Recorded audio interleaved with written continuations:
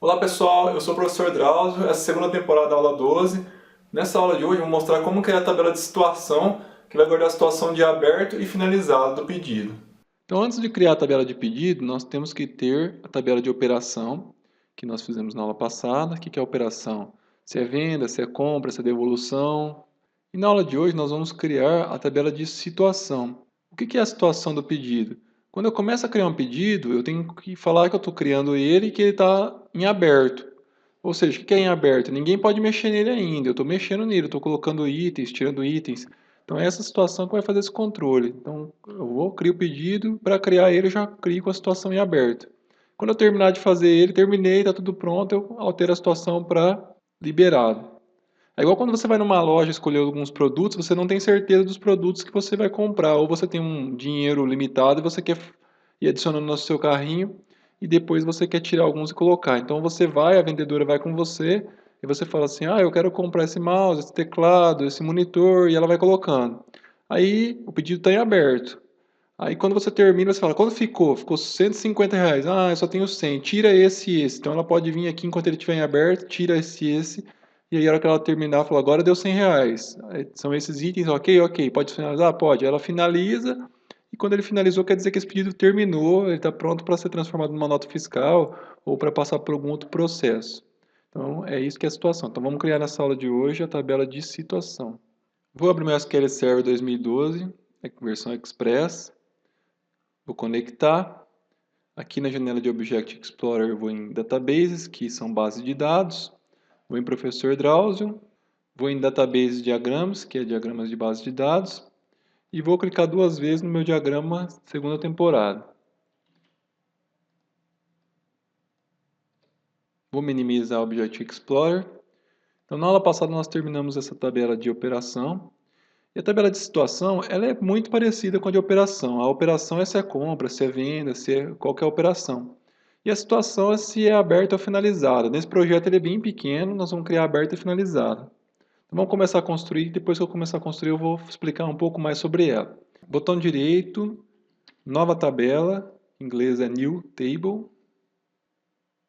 Vou chamar ela de situação, TBL situação, tabela de situação. Então, vamos lá, o primeiro campo, o código que vai controlar ela, vamos chamar de ID situação,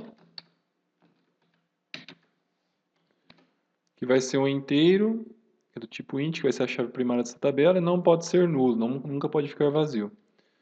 E o segundo campo é a descrição da situação, que vai ser um varchar de 20, 20 está bom, que vai ser aberto e finalizado. E são esses dois campos que vão ter na minha tabela de situação. Vou falar que a chave primária vai ser o ID da situação, botão direito, set primary key, setar como chave primária.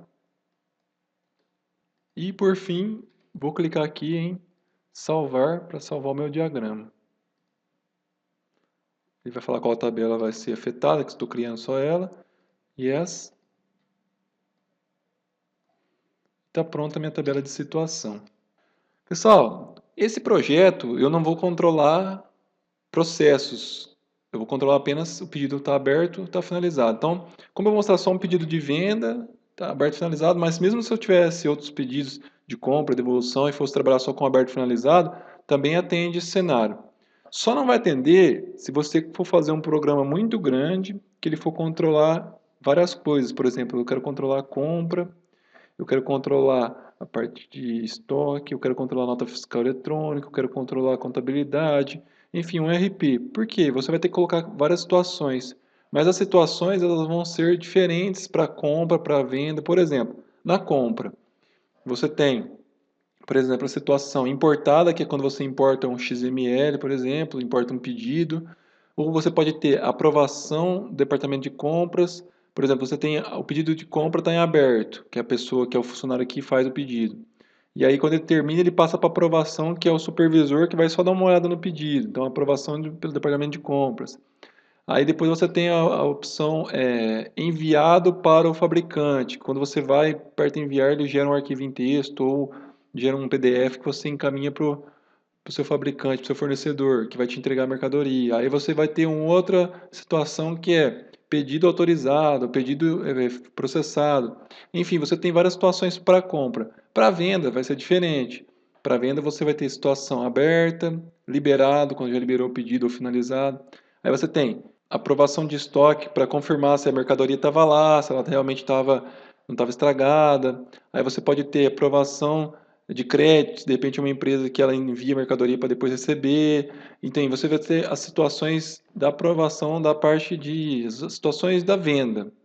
E aí, para devolução, outra coisa, você tem que ver por que devolveu, aí você tem que criar situações de devolução. Então, se você for trabalhar dessa forma complexa, com muito controle de situação, o que eu indico para vocês? Colocar mais um campo aqui, ó, o ID da operação, e esse ID da operação vai usar essa chave estrangeira que nessa tabela, que é a tabela de operação. Então, por quê? Você fala assim, bom, operação 1, que é venda, eu vou ter a situação de aberto, vou ter a situação de liberado, a situação de aprovando estoque, a situação de aprovando crédito, e aí, enfim, finalizou.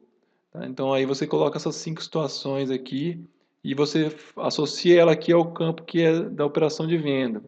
Aí você vai ter o 2, que é compra. Compra é aprovação de compra, em aberto, aprovação de compra, aprovação contábil, quando chegar a nota fiscal do fornecedor para ver se está certo imposto, e aí liberação para o estoque, libera para ir para o estoque. Então isso aí você vai colocar tudo operação 2.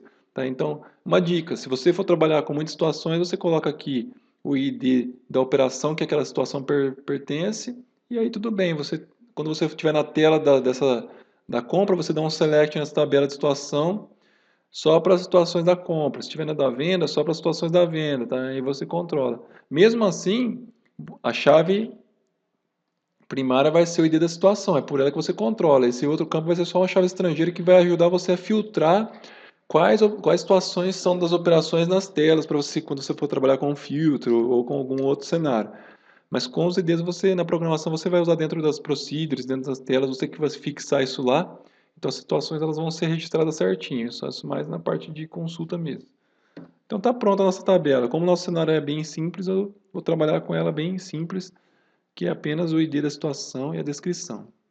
Finalizando essa tabela, na próxima aula a gente já tem a estrutura que a gente precisa para criar a tabela de pedido. Então na próxima aula eu vou estar iniciando a criação da tabela de pedido.